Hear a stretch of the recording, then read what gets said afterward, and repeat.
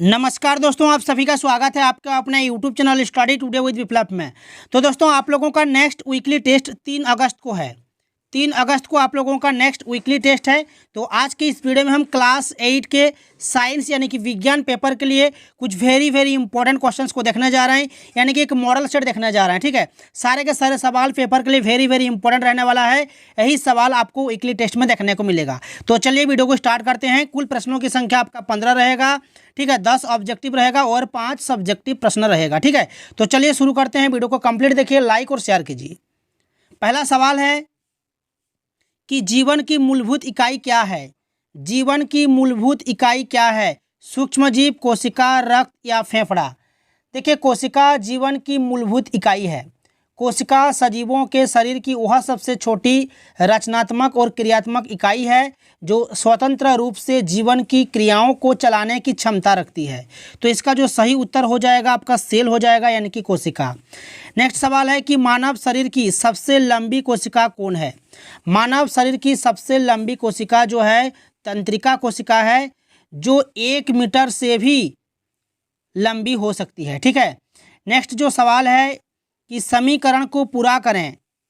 कोशिका, उत्तक, डैश बना हुआ है, अंग तंत्र, फिर जीव। देखिए, कोशिकाओं का समूह जिसकी रचना, उद्गम तथा कार्य समान हो, वह मिलकर क्या बनाते हैं? उत्तक बनाते हैं। तो कोशिकाओं से उत्तक बनता है। ठीक है, फिर 2 या 2 से अधिक उत्तक सम्मिलित होकर अंगों का निर्माण करते हैं। उत्तक से अंग का निर्माण होता है, तो यहाँ पर अंग हो जाएगा। फिर अंगों से अंग तंत्र, फिर जीव का निर्माण होता है। कोशिका से उत्तक, उत्तक से अंग, अंग से अंग तंत्र, फिर अंग तंत्र से जीव का निर्माण होता है। तो इसका जो सही उत्तर हो जाएगा यहाँ पर अंग हो जाएगा। नेक्स्ट सवाल है कि कोशिका द्रव तथा केंद्रक को सम्मिलित रूप से क्या कहा जाता है। देखिए, कोशिका द्रव तथा केंद्रक द्रव्य को सम्मिलित रूप से जीव द्रव्य कहते हैं। क्या कहते हैं? जीव द्रव्य। ऑप्शन नंबर बी सही उत्तर हो जाएगा। नेक्स्ट सवाल है प्रश्न संख्या 5 कि आनुवंशिक गुणों को जनक से पीढ़ी दर पीढ़ी स्थानांतरित करने का काम कौन करता है। आनुवंशिक गुणों को जनक से पीढ़ी दर पीढ़ी स्थानांतरित करने का काम कौन करता है? गुणसूत्र। ठीक है, ऑप्शन नंबर ए आपका सही उत्तर हो जाएगा, गुणसूत्र। नेक्स्ट सवाल है कि कोशिका भित्ति और क्लोरोप्लास्ट किसमें पाया जाता है। जीव में, पौधों में, अमीबा में या लवक में? देखिए, कोशिका भित्ति और क्लोरोप्लास्ट सिर्फ पौधों में ही पाए जाते हैं। ठीक है, ऑप्शन नंबर बी आपका सही उत्तर हो जाएगा, पौधों। सभी से रिक्वेस्ट है वीडियो को कंप्लीट देखिएगा, वीडियो को लाइक करके सभी दोस्तों में भी शेयर कीजिएगा। और हमारे टेलीग्राम चैनल का लिंक आपको इस वीडियो का डिस्क्रिप्शन में मिल जाएगा, टेलीग्राम में आप लोग जुड़ जाइएगा। ठीक है, नेक्स्ट जो सवाल है कि ऐसा कौन सा धातु है जो कि द्रव अवस्था में पाया जाता है। पारा, सोडियम, पोटेशियम, जस्ता? तो इसका जो सही उत्तर हो जाएगा दोस्तों पारा हो जाएगा। पारा द्रव अवस्था में पाया जाता है। ठीक है, ऑप्शन नंबर ए सही होगा, पारा। नेक्स्ट सवाल है कि चाकू से काटे जाने वाले धातु कौन है। चाकू से काटे जाने वाले धातु कौन है? सफ़ेद फास्फोरस, सोडियम और पोटेशियम, लोहा, चांदी? तो देखिए, सोडियम और पोटेशियम ऐसे मुलायम धातु हैं जिन्हें आसानी से चाकू से काटे जा सकते हैं। तो इसका जो सही उत्तर हो जाएगा सोडियम और पोटेशियम हो जाएगा। नेक्स्ट सवाल है कि किस अधातु को वायु से प्रतिक्रिया कर ऑक्साइड बनाने से रोकने के लिए पानी के अंदर रखा जाता है। ऑप्शन में है सल्फर, सफ़ेद फास्फोरस, सोडियम और ऑप्शन डी में है कार्बन। तो देखिए, सफ़ेद फास्फोरस वायु के साथ कमरे के तापक्रम पर ही तेजी से प्रतिक्रिया कर ऑक्साइड बनाती है, इसलिए इसे पानी के अंदर संग्रह कर रखा जाता है। ठीक है, तो इसका जो सही उत्तर हो जाएगा सफ़ेद फास्फोरस हो जाएगा, ऑप्शन नंबर बी। नेक्स्ट जो लास्ट ऑब्जेक्टिव है कि कोडरमा किस खनिज के लिए प्रसिद्ध है। लोहा, अभ्रक, यूरेनियम, मैग्नीशियम? तो इसका सही उत्तर कौन सा हो जाएगा आपका? अभ्रक हो जाएगा, ऑप्शन नंबर बी। ठीक है, नेक्स्ट सवाल चलिए अब हम देखेंगे सब्जेक्टिव सवाल को। सब्जेक्टिव का पहला सवाल है कि उन 2 कोशिकाओं के नाम बताएं जो केवल पौधों में ही पाए जाते हैं। उन 2 कोशिकाओं के नाम बताएं जो केवल पौधों में ही पाए जाते हैं। तो आपको लिखना है कोशिका भित्ति और दूसरा आपको लिख देना है लवक। ठीक है, नेक्स्ट सवाल है कि कोशिकाओं के 3 मुख्य घटक कौन कौन से हैं। कोशिकाओं के 3 मुख्य घटक कोशिका झिल्ली, दूसरा है कोशिका द्रव और तीसरा है केंद्रक। ठीक है, ये 3 मुख्य घटक है।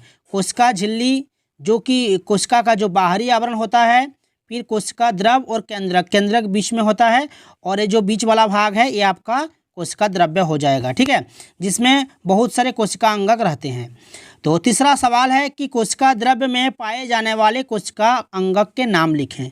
तो ये हो गया आपका कोशिका, ये हो गया आपका केंद्रक, और यहाँ पर जो केंद्रक और कोशिका झिल्ली के बीच में, ठीक है, जो पाए जाते हैं कोशिका अंगक, उनके नाम है माइटोकॉन्ड्रिया।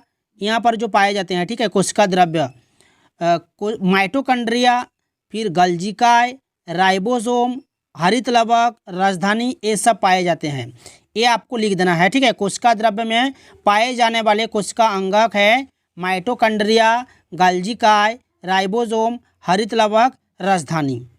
नेक्स्ट सवाल है कि कोशिका झिल्ली को चयनात्मक पारगम्य क्यों कहा जाता है? कोशिका झिल्ली को चयनात्मक पारगम्य क्यों कहा जाता है? देखिए, इसका उत्तर आपको इस प्रकार से लिखना है कि कोशिका झिल्ली एक कोशिका को दूसरी कोशिका एवं घेरे हुए माध्यम से अलग करती है। कोशिका झिल्ली एक कोशिका को दूसरी कोशिका एवं घेरे हुए माध्यम से अलग करती है। यह कोशिका को एक निश्चित आकृति प्रदान करती है और आंतरिक अंगकों को सुरक्षा प्रदान करती है। इस प्रकार से इस क्वेश्चन का उत्तर आपको लिखना है। नेक्स्ट सवाल है, लास्ट जो सब्जेक्टिव सवाल है, ये भी वेरी इंपॉर्टेंट है एग्जाम पेपर के लिए। कोशिका द्रव्य में पाए जाने वाले विभिन्न अंगकों के नाम और उनके मुख्य कार्यों को लिखें।